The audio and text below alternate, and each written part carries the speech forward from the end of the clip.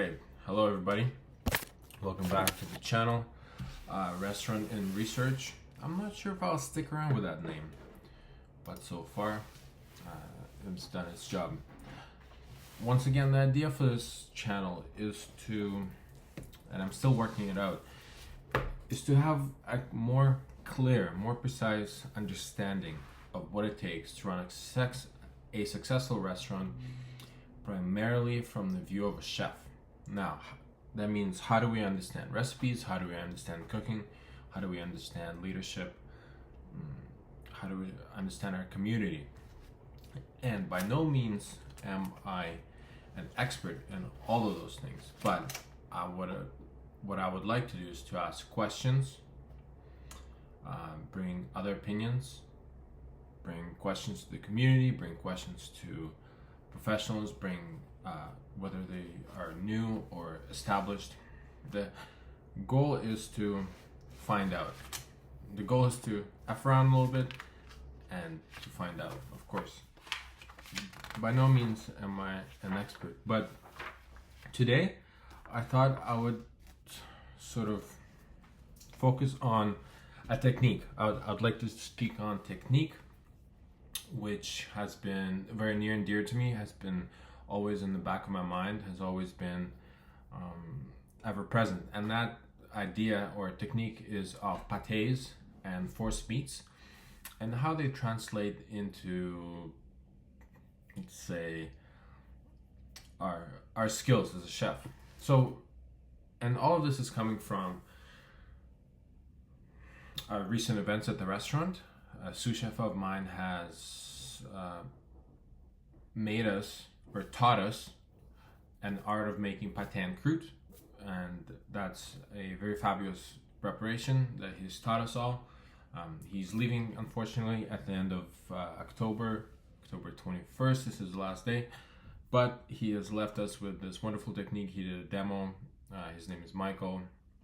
He did a demo, and now all of us in the kitchen are somewhat familiar with arts of making pâté en croûte. So thank you, Michael, if somehow you find out about this video, and if you're watching, thank you very much. But I thought I would just touch on, give myself even a taste of what kind of things I would like to talk about on this channel.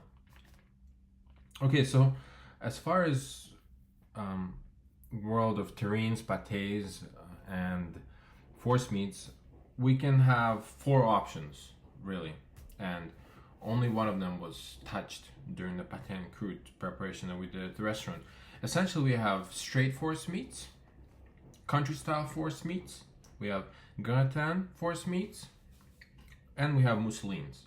So those are sort of options for making a pâté of a mixture of something, a pâté. And the Forcemeats requires, translates into being forced through the grinder, perhaps. They've been forced, they've been ground together with some more fat, they've been bound together with another, perhaps part of the animal, or part of the a different animal. For example, you grind two things together.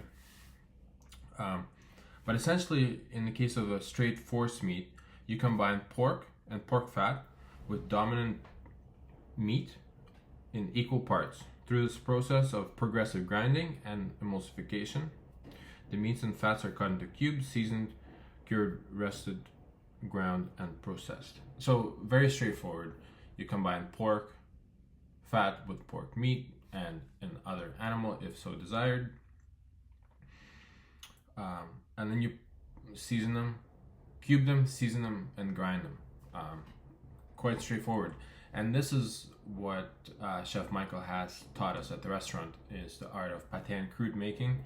And he employed a full grind on the medium.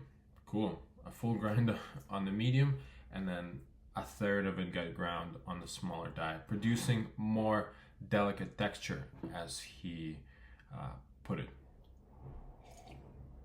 That third of the mixture that got ground further through a smaller die produces creamier texture. So, okay, and then we're moving on to country style Forcemeats.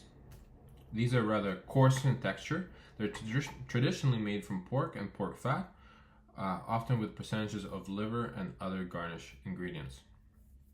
So I would say, actually, originally the pate that he made was a country style pate. It was quite, it was ground through a large die. It was quite coarse, but then Chef Michael proceeded to grind about a third through a progressive grinding method into a smaller die and only a portion. So I would classify that as a straight force meat, but there's some country style resemblance. It's maybe perhaps a blend. Hopefully I'll get a picture and share with you guys next time. Okay, our third option is a gratin force meat. These in some portion of the dominant meat are sauteed and cooled before being ground. So we're developing flavor. The term gratin is loosely translated from the word gratiné, meaning browned.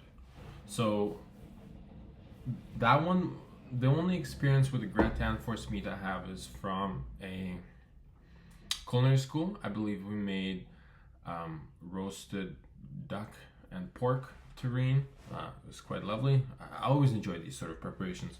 But gratin means simply browned before being ground to produce different or enhanced flavor. So far we have straight gratin, straight force meat, meaning it's ground progressively. Pork fat and dominant protein is ground progressively through a set of dies. We have a country style force meat, which is usually pork, which is quite coarse in texture, perhaps only ground through a large die. We have a gratin force meat, which is usually browned before being ground to help us develop that flavor. And then the fourth kind are mousselines. Very light force meats are based on tender, lean white meats, such as veal, poultry, fish, or shellfish. Includes cream and eggs, gives mousseline their characteristic light texture and consistency. So mousseline stands in the world of their own. As we've just mentioned, they include creams and eggs, and they have significantly lighter texture. Still firm, still have a bite, but they're much more lighter. And they could always, of course, be poached, for example, and not necessarily cooked within a pastry. So those are our sort of force meats and how we can go about doing them. I've always been interested in vegetable terrines too, maybe perhaps preparation of aspic or gelatin to set those things to act as a binder, because of course tomatoes or carrots are not, they don't have that binding power that pork has, for example. So that's interesting. I would like to explore that territory further. But yes, this has been sort of a little dive into force meats. There's four kinds. There's country style, there's straight meats, there's gratin force meats, and there's mousselines. But the main point of this video is I'm sort of practicing the art of what am I practicing? I want to create a channel, a hub, a space, maybe even to go with a website, for fellow cooks to gain knowledge, share knowledge, and